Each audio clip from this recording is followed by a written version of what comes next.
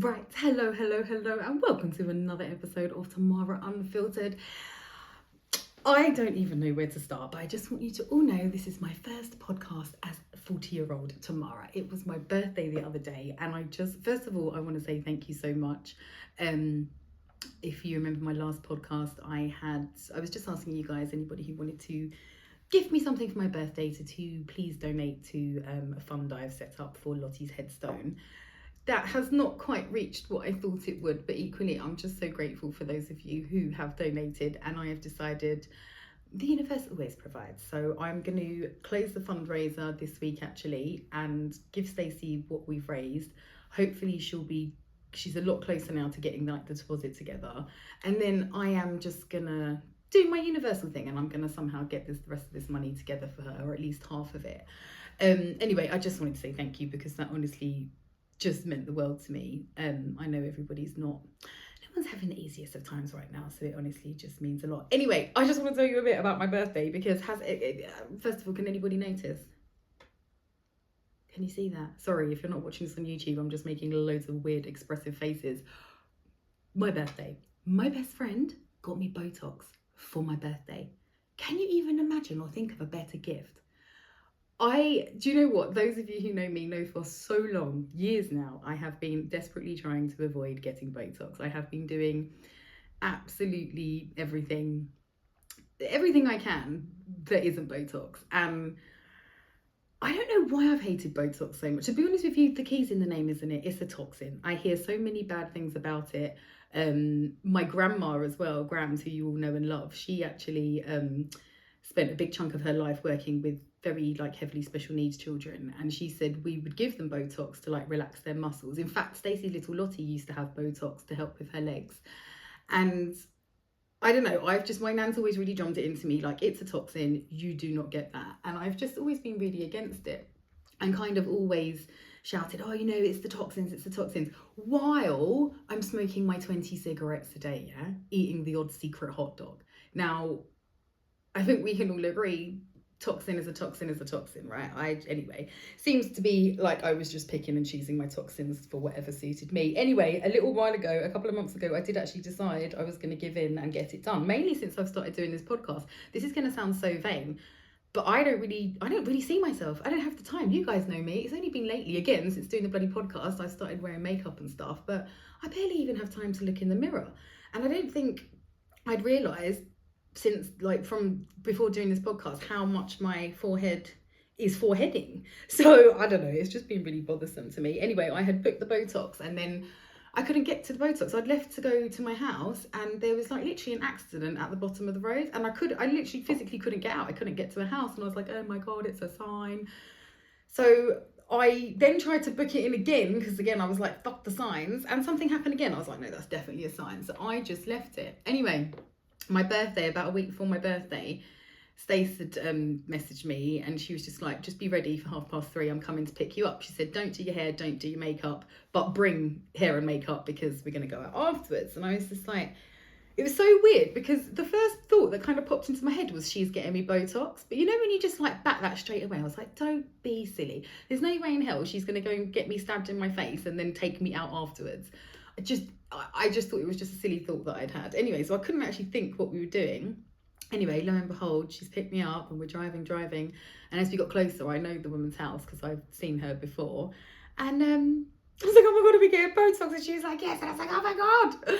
And you know what? I think it was probably worked out for the best, because I had been so worried and apprehensive that I just didn't even have time. We just pulled up, and that was it, needles in my face. And oh my god, it was not like experiences I've had before, because I've obviously had certain facial treatments. I've had Profilo and stuff, which is a skin booster, and they inject that in. Now, I don't know if it's because I'm very lucky that I, up until this point, have had it done by a friend who is a nurse and who is happy to give me pain relief. But this woman did not give me any pain relief. She was like, no, we don't do pain relief with this. She handed me a fucking stress ball and told me to get on with it. Anyway, I thought I dealt with it quite well. After, Stacey was like, I fucking watched you have a baby better than that. And she's talking about the baby I had with no pain relief. So I didn't cope too well with it, but it takes a couple of weeks to set in and to do what it's supposed to do. But I'm already seeing like, sorry if this is boring to you guys as well. You're probably like, what the hell's happened to Tamara? She's gone from being spiritually woo-woo to like, oh yeah, guys, let's talk about Botox.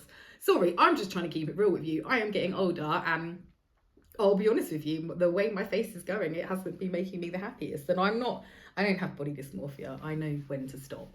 But yeah, I am feeling a lot better since having this Botox. And you know what? It's really fucking funny.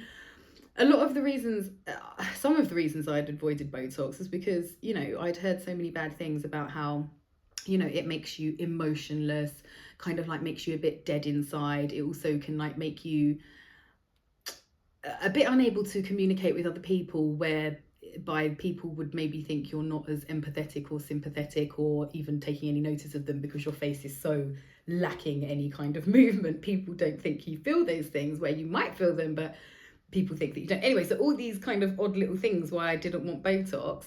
Turns out now these are the reasons I want Botox. I would like to be dead inside. I would like to feel way fucking less than I feel. And I would really like, I don't even think it's just me, but I think my friends, Layla especially, bless her, I think they would appreciate it if my face spoke less. I have got that face that just says 1,000 words, whether or I can't even stop it. Anyway, so I'm hoping I've got this Botox. I've just got a face that says no words, and especially no wrinkles. Anyway, I'm gonna stop banging on about the Botox, but that's what my birthday gift was. And then she took me out for just a lovely dinner afterwards, and we went to this bar, and of all the singers in all the worlds, there was like a woman there singing all these Amy Winehouse songs, and it was just really, really lovely. And I've actually had like a 3-day extravaganza. It should be noted, I am not a birthday person. My birthday is actually my day when I just have a bit of a breakdown. If you know me, you know I don't cry. I do not pay attention to my problems. The bad stuff in my life just doesn't bother me, or at least on the surface, it doesn't. I might be bothered like deep down, but I don't ever access them feelings.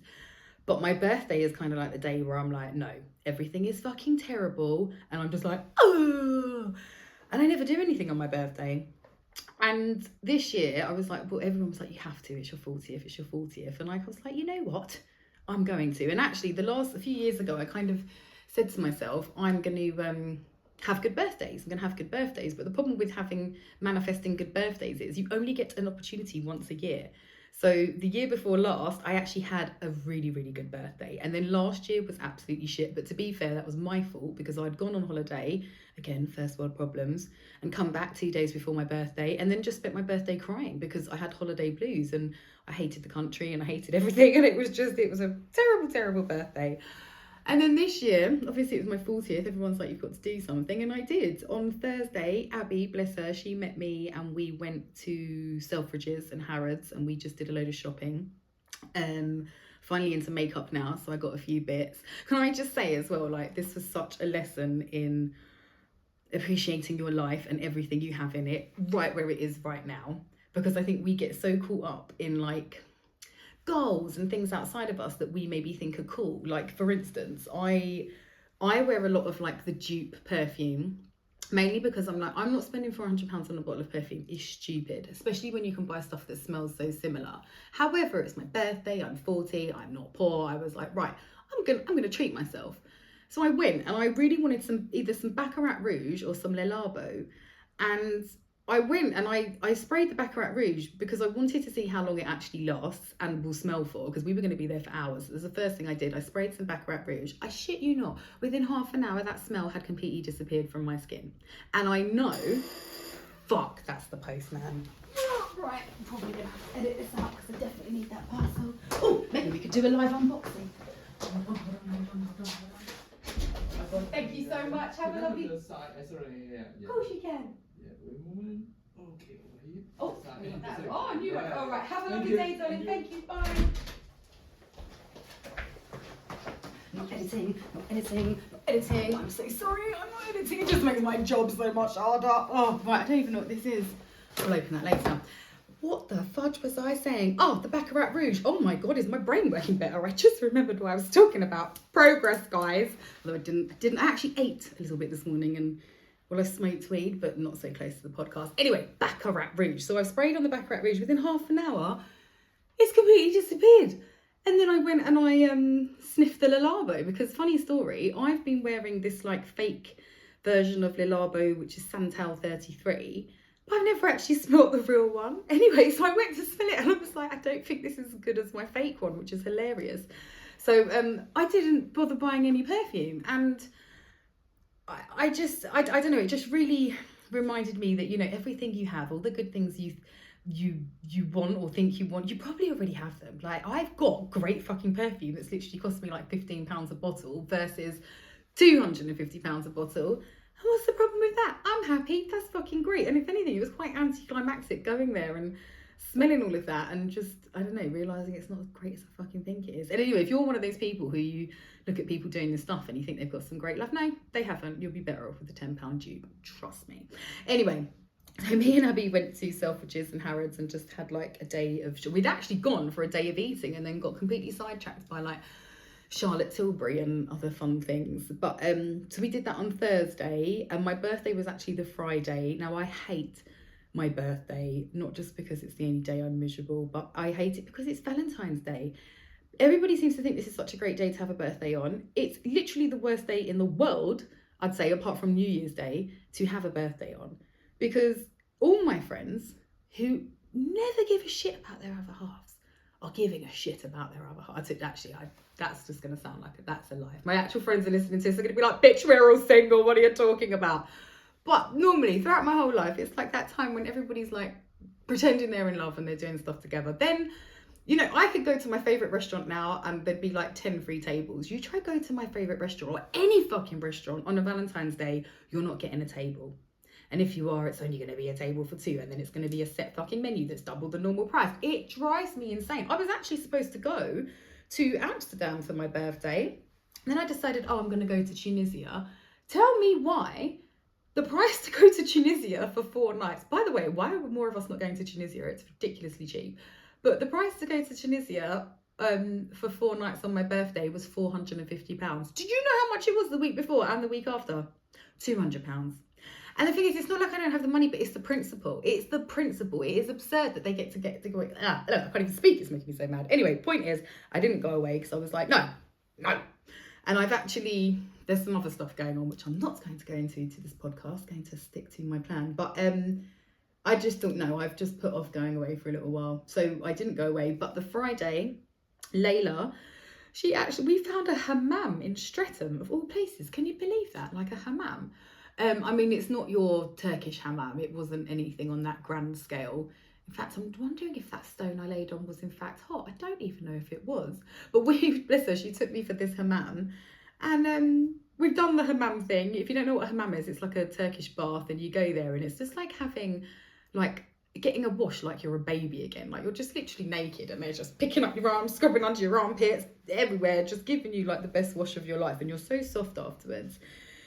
Anyway, so we've had that, and then they've let us out to go and sit in the room. Now, Layla thought she'd book massages, and we just sat there. You know, they let us sit there for 45 minutes until Layla was like, when are we having our massage? And they said, well, you didn't book a massage. Anyway, bless her, she was a bit mortified, but we left, and bless her, she sent me the money. She was like, just go and get a massage at the Thai place. And you know, it worked out perfectly because I got home about 4:30, 4:45, and I phoned the massage place, and honestly, they're always so booked, and it was Valentine's Day. I didn't really think I had much hope, to be honest, but I phoned them, and she was like, oh, we've got 5:15. That was in like 25 minutes. I was like, that's perfect. So I went, and she sorted my shoulder out. I've been having some real shoulder issues. I'm just going to go off on a tangent for a minute. Did you know shoulders, frozen shoulders, like bone issues or something to do with the peri-menopause? Apparently we'll just get a lot weaker. Maybe we're suffering with more inflammation. I don't know what the fuck it is, but my shoulder has been stupid. Like, you see this arm does everything. This arm, it just fucking hurts to the point where that day I couldn't even do up my bra properly. I had to do up my bra and then step into it like a fucking geriatric. Anyway, so she kind of sorted out my shoulder. If you are in dire straits, by the way, and you actually need a medical massage, there is a place called Healing Hands, hello, keys in the name, Thai spa in Wallington, and the woman there, Puna Pat, she saved my life. I met her about 4 years ago, and I went to her when I was on the verge of having to go to A&E, and you not know how I feel about doctors and hospitals. I didn't want to go there, but things were so bad. Like, I couldn't walk, I couldn't move. I'm just crying, lying on the floor, dying with this bloody trapped nerve in my shoulder. And I'll never forget how I met her. That was complete divine intervention, because I was like hobbling down the road. I couldn't even drive. That's how bad it was. I had to like pigeon step to the fucking massage place. And I just said, universe, please align me with somebody who can actually heal and help me. And lo and behold, I met Peri-Menopause. That woman changed my fucking life. Like, she just silly things. Like, I lied down. She was like, you can't lie flat. I'm like, yes, I can. Look, I am. She's like, you can't. And she just found out a lot of things about myself that I wasn't even aware of. I think I smoke so much weed and life's so fast that I'm not even acknowledging a lot of the stuff I'm feeling. Anyway, she sorted out a lot for me, and she taught me a lot as well. She kept saying to me, like, because I get this lower backache, and she kept saying, oh, you need sex, you need to go dancing. And she's fucking right, every time I have sex, like, I feel so much better in my lower back. But honestly, the state of men, I think I'd rather just keep the backaches. But she is very, very good, and she's trained. Most of her staff are trained by her. In fact, if you're a massage therapist, probably one of the best things you could do is go and get trained by her, because she's one of the only people I will trust. I don't go to osteopaths. I'm not getting a massage from a beauty therapist. Those Thai women, they seem to really know what they're doing, and she really knows what she's doing. Anyway, this is not a paid ad. I simply just love this woman to bits. She's really, really helped me. And if you need help, she has people who go to her, like the hospital are about to give them an operation, and she will heal them in 10 sessions. Now, 10 sessions are a lot. It's going to cost you altogether £650, but it will be the best £650 you spend in your life. It's £65 an hour. Anyway, sorry, let me stop waffling about that. I went for a massage, and in between with that, we after the hammam, we went to go and get a drink and some lunch. Imagine, we've gone to this bloody cocktail place and ordered some picantis. If you know me, you know I love a spicy cocktail. Saw the picanti, I was like, yes, what a great day. Ordered it. First of all, they showed up in glasses this big. If you can't see me on YouTube, just think like bird bowl, yeah? Like, they're just tiny little fucking glasses.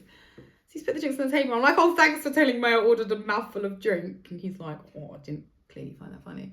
And then he's gone, that's it. He's come, me and Layla have like sipped the drinks, and they're awful. Like, they're really bad, and there's no spice in them at all. Not even like white people spicy, like no spice.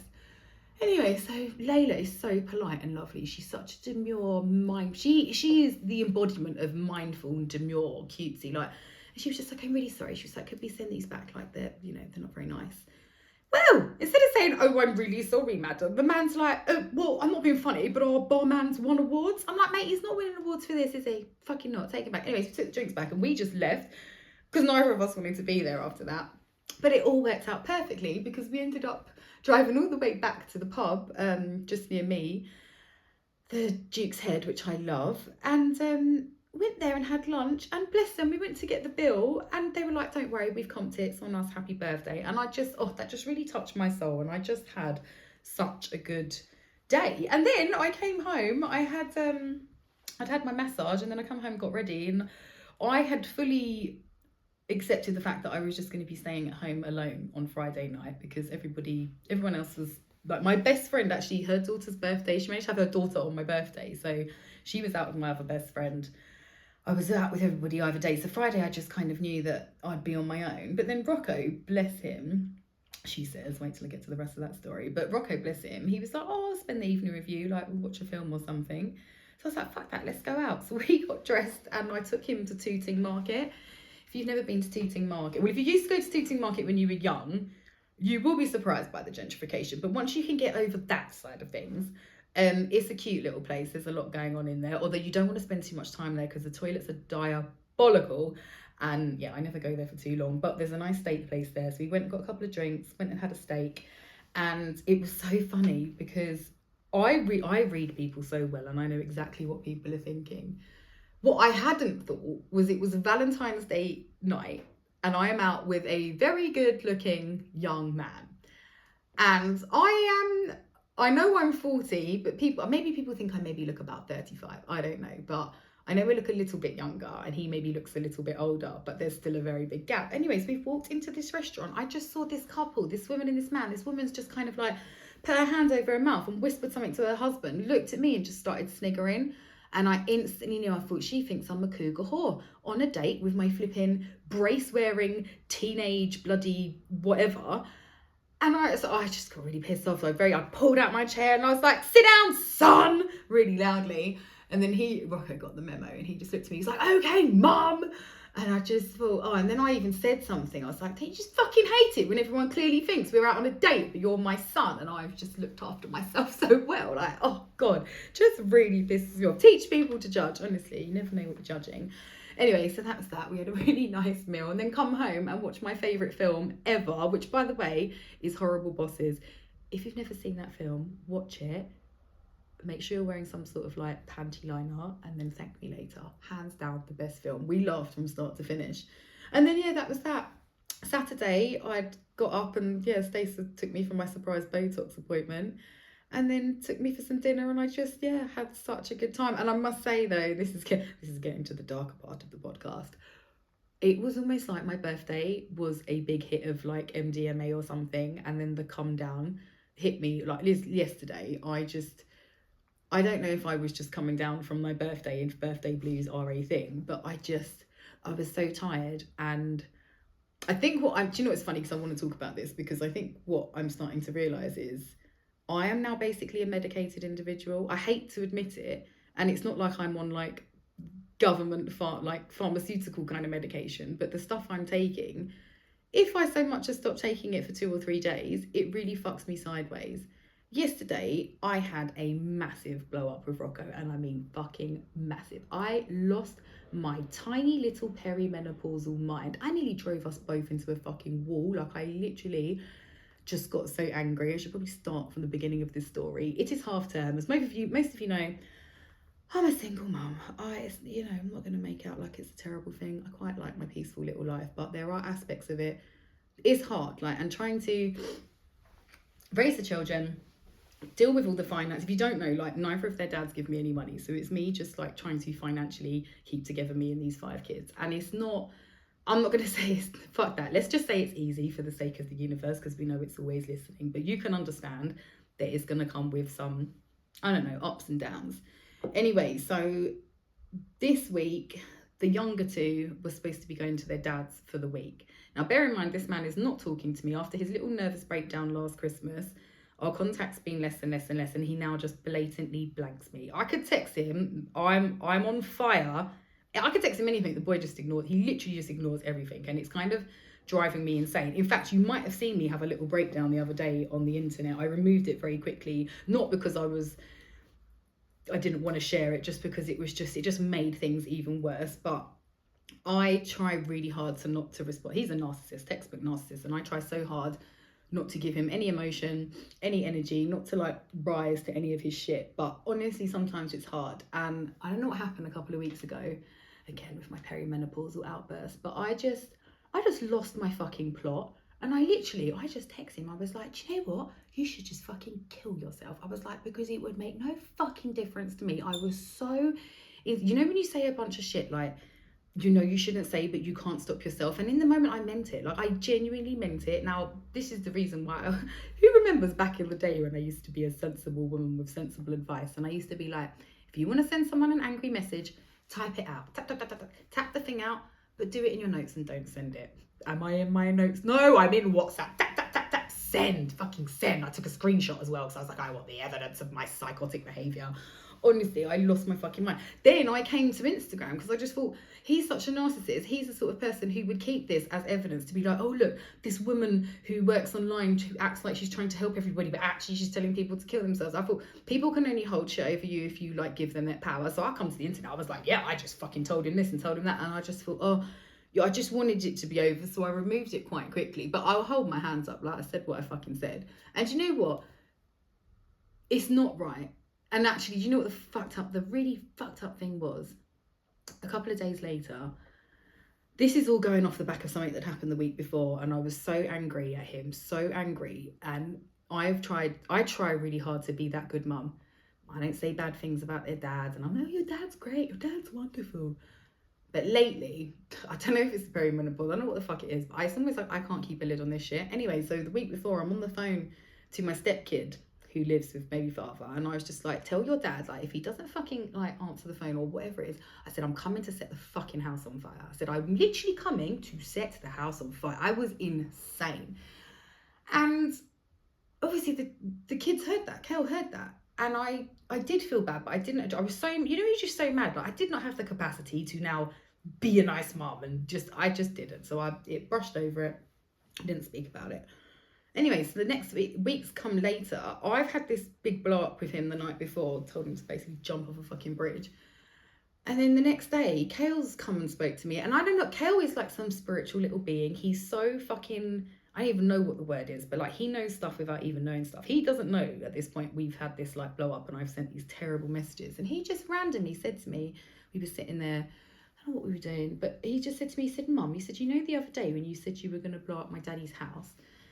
Like, yeah, I said, sorry about that. And he was like, well, how do you think that would have made me feel? And I just fucking lost it. I just thought, that's it, isn't it? Like, this is why you've done all of this. This is why you struggle so hard to just be a good co-parent, because it only affects them. Of course, how would that have made him feel if I fucking set his dad's house on fire? How would it have made him feel if his dad had jumped off a bridge? It's just fucking, honestly, I was just so ashamed of myself, but then at the same time having a bit of empathy for myself, because it's like, sometimes these words is all you have. Like, I've said this to my other baby father. He's like, oh, you're so rude. You say that. I've told my other baby father, I remember when his dad died, I told him literally, go and get in the grave with your dad, you useless piece of shit. Like, that's how my tongue is dark. Like, it can cut. In fact, it's funny, if you read, there's an astrology book I've got, and it talks about people born on my day and how we have the ability to like fuck somebody up with our words.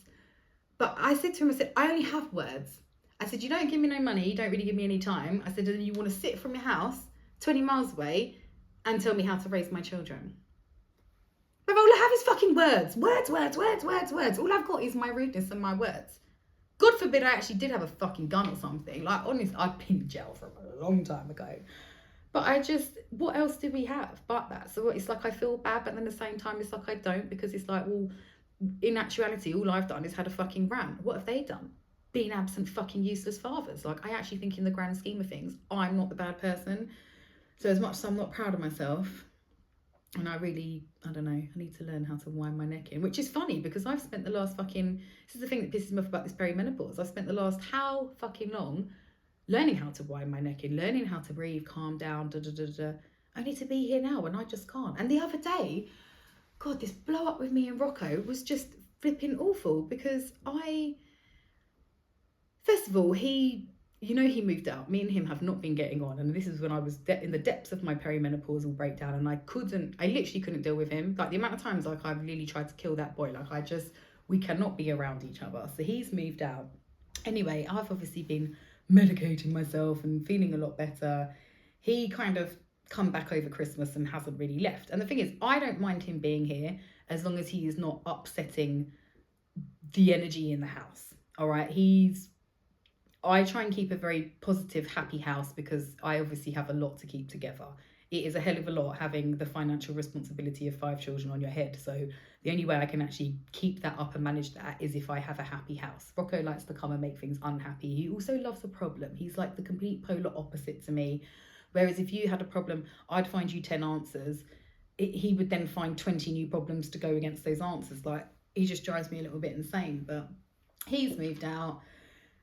He wanted to go and get some stuff from where he was staying. And he'd kind of just like longing it off. And I said, fuck it, I'll take you to do it. We were supposed to go and do it yesterday. It was Sunday, the day before, it was Sunday. Didn't do that. I said, right, we're going to go Monday. We're going to go at 11. So I'm driving back to the house. It's like 11:45. I'm phoning him. Obviously, I'm now running late. I'm like, are you ready? He's still in bed. Ready for what? I'm like, to go and get your fucking things. I'll be 20 minutes. I'll be 20 minutes. Took the boy an hour to get ready. So now it's 1 o'clock and we were supposed to leave at 11. I had a bunch of filming to do yesterday. I had so many other things to do. And I started by telling you this story by saying the kids are supposed to be at their dad's for this week, right? Because it's half term. Now, Sunday night, Knights texts me and he said, Mum, their other brothers just kicked out Kale's tooth. I'm like, well, where's your dad? Locked in the room with the fucking feral dog. Don't even get me started on that. The feral dog that can't be near the kids. I didn't even want them there in the first place, but they really want to be there. It's just so fucking hard at the moment. So I'm like, I'm fucking coming to get you in the morning, whatever. And then that just pissed off my whole day because I'm like, I get such a small amount of time to work. I basically get every other weekend off, and that's when I'm supposed to do my work. So bear in mind, we homeschool. It's 24/7 everything. Nothing ever stops. And then when it's supposed to stop every other weekend, it's not like, now don't get me wrong, I have a great job. I am sat in my front room. This is a great job. I do understand that. But it's just like trying to find the time to fit all of this fucking in the time when I'm actually just supposed to be going, oh, it's hard. Anyways, they're supposed to be going this week for half term. Now it's like I've got to go and pick them up. And then on top of that, Rocco's wasting my fucking time and is 2 hours late. Then he starts talking to me in this kind of fashion that I cannot take. I cannot take it. You will not talk to me like I'm a cunt. Because the thing is, I don't even know how to put this, but like, I do not come from that side of life where someone is going to talk shit in my face and I'm going to take it. I have grown up enough where I will walk away. I will walk the fuck away. But when we're in my house and I've got 4 other children I need to look after and I can't walk away, I'm probably going to attempt to knock you the fuck out. And this is just where I get with Rocco. He drives me so fucking insane. Anyway, so we've left and he's just started being rude. And I literally flipped. And I started, you just, probably not, you don't know actually, because you're not insane. But I just was like, driving erratically. I'm get out my car. He went out the car. I'm like, and I'm just like, it's fucking screaming. I was just going fucking mental. And the worst thing about being mental, he's not actually being mental. So it's like you're saying to yourself, no, stop that, you're being crazy. But the other part of you's going, fuck you, I'll be crazy all day, I'll set the world on fire. It's just, oh my God, it's literally horrible. Because that's what I mean, like, I know I'm not a real crazy person. Like, that's what I say about all these kids that think they got fucking special needs. You haven't got special needs if you've only got special needs in certain situations, yeah? I do understand I'm not properly mental like that, but like, there's sometimes these things just go off in my head and it's just like I can't stop it no matter how much I fucking want. Anyway, so that didn't end well. We drove back home in the end, and I just told him to fuck off, like, because at the end of the day, I'm driving 2 hours to take him to get something he could have just gone and got on the train.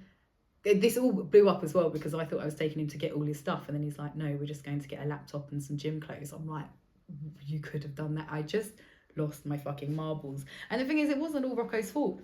I'm stressed. And then the worst thing is, he said to me, he's like, clearly you're stressed about other things. I'm like, bruv, clearly I'm fucking under it, and you're just adding more shit on my plate when you're going to be he's going to be 20 in a couple of days. How are you still causing me this many problems? How? That's the thing as well. Don't ever think your children are going to get to fucking 18 and that's it, your parenting's done. I would argue the parenting gets a lot harder. Really, honestly, Kale is easier to look after than Rocco is. Anyway, so that was that. And I'm just I really realised on Monday, because I just thought, what is wrong with you? And yesterday I felt so depressed, and I'm like, yeah, it might be birthday blues, might be this, might be that. But I just thought, I suddenly realised I haven't used my yam cream for 3 days. Now remember, the NMN's given me back my energy and done all this other stuff, and the Mac is helping this and that. But what was I just saying? How have I just lost my flipping train of thought? Oh God, I've got so flipping far. Oh, I was talking about the yam cream. The yam, that's the one thing that's added the happy back into my life. Like that happy, bouncy kind of, honestly, it was Abby who brought that up. She said to me, she's like, oh my God, you're so happy. And this was like a week into taking the yam cream. And I just thought, it's the bloody yam cream. And again, I've had my birthday period, didn't use the cream for 3 days. And then on Monday, I'm just back to feeling like fucking semi-suicidal again. And that made me a little bit more upset as well, because I just thought, God, you're actually now a medicated person. It might not be big pharma shit, but you're still someone who has to take something every fucking day in order to be a normal person, which is, I don't know, not the best. I mean, it's not the worst. At least I've found something to manage it, but it's just keeping on top of it. Because again, these blow-ups are just horrible. Rocco didn't even come home last night. And now I don't know if I feel like I should apologise because my actions were so out of proportion, but then at the same time it's like, bruv, you've driven me to these actions, so then it's like, if I apologise, he's going to think he was in the right when he did the 10 wrong things that drove me there. I actually don't know what is right to do in this situation, and I love him so much, and I don't want us to be like clashing like this. But then at the same time, again, it's being a single mum. I have to be mum and dad. I can't have him taking the piss out of me in this house. I can't have him doing certain things, because then it reflects on the other children. I even said that to him one day. I do not need your other brothers and your sister thinking they can talk to me like this, because I will send you all back to the creator. Like, I'm not living that life. I'm not living a life where I'm bullied in my fucking house. I'm not doing it. But then at the same time, I can't be having these fucking blow-ups, because it's another thing as well. You look like the dickhead. Up until the point where I lost my mind, Rocco was in the wrong. Rocco was the fucking problem. But now it's like I'm in the wrong and I'm the problem because I've gone that far. And I remember this shit from when I was young, and it used to just really ruin my fucking life. And that's why, you know, I've been working so hard to sort out my hormones, because it just makes such a fucking difference to your life. Such a fucking difference. Anyway, I am, I guess, working on my work-life balance this week, and my home life balance, and my everything balance. And do you know what? I will say, because next week's podcast is all going to be like my manifestation story, because do you know what, a funny little thing happened last week, a lovely thing. I went out, I was at like a homeschool thing, and this woman came up to me and she's like, my God, she's like, I really recognise you. Where do I know you from? And I was like, oh, are you here for the homeschool thing? She was like, yeah. She was like, but it's not that. She was like, I don't know why I know you. I was like, oh, I'm Tamara. And she just went, oh my God, and just flung her arms around me. She was like, you saved my life. She burst into tears. I've burst into tears. It was so fucking overwhelming. The longest hug I've ever had, I swear she hugged me for like 2 minutes, which doesn't sound long, but 120 seconds is a long time to embrace somebody. And it just, I don't know, she's like, you saved my life. And I was like, I didn't actually. I was like, you saved your life. I said, but it just made me think, like, I've probably said something that helped her. And I thought, that's who you used to be. That's what you used to do. And now I'm on the internet unboxing and doing all this shit that just is not really in line with my brand. And I don't even know why I'm doing it. Like, I'm trying to desperately stay relevant for why? I've never tried to be fucking relevant. Why am I trying now when actually everything's going, I don't need to. So point to all of this is I'm bringing it back to the original, not Dr. Tamara Newness. We're going to be focusing on, you know, the law of attraction, manifestation, the power of your mind, how you use the universe to, you know, mold your reality, all that kind of stuff. I want to get focused on that. So next week's show, I'm going to tell you my story of how I got into manifestation, and just try and help you guys understand that it is it's a journey, not a destination, and it's an ongoing one. But yeah, I'm going to be back next week with that. And sorry if this wasn't the happiest flipping podcast, but do you know what's really funny about this podcast? I swear to God, you guys are saving my life with this. Even if you didn't listen to it, just being able to do this. Has anybody seen Frankie and Grace? Wonderful show on Netflix. It's about two 70-plus-year-old women who end up divorced very later on in life, and they're basically just getting dick and making dildos. And it's absolutely fantastic, and it kind of gives you a sense of like, no, there's hope. Like there is hope. Like, things are going to be okay. I will meet someone later on down the line. I'm not going to lie to you, I have forgotten why I started telling you about Frankie and Grace. I really do need to go and eat some food. What the hell was the point to all of this? I don't know. Do you know what's so annoying as well? When I watch these podcasts back, and I've just sat there like this, just a constant facepalm, like Tamara. But anyway, whatever I was saying probably wasn't important. But I am going to be back next week just to explain this manifestation side of things. And when I watch this back and figure out what I was going to say about Frankie and Grace, I'll come back and tell you about that as well. But I'm going to wrap this up for now. Thank you for listening. Oh my God, I know what I was saying. I have to carry on with this. I'm so sorry. Frankie and Grace, basically, Frankie, she's a bit of a crazy person, but she's always vlogging. So she'll just get her phone. Now, remember, she doesn't have an Instagram, or she doesn't post it anywhere, but she just vlogs. She just keeps a video diary. And I realised through watching that how what I do here helps me so much. This is a transference of energy, if you will. This is me, like, literally getting stuff off my chest. I feel lighter. From when I sat down to start this 35 minutes ago, I felt very heavy. I feel so much lighter now. And the point to this is I just want to say thank you, because even if none of you listen to this, it just helps me get this off my chest. And I would like to suggest, if you are feeling like this, do what Frankie does. Set up your phone. Film yourself. You don't have to post it anywhere. No one ever needs to see it, but it's just about that transference of energy. It's getting it out of you, literally getting it off your chest so you can feel lighter and get on and have a happier existence. Anyway, at some point, you're going to come here and there's going to be a podcast I do from start to finish without forgetting a damn thing. And, well, the pigs might be flying that day, but that day is going to come, I can assure you. Anyway, I'm going to wrap this up. I'm going to be back next week with my manifestation story for you guys, and hopefully we can start to get back on this shit together. And just thank you for listening.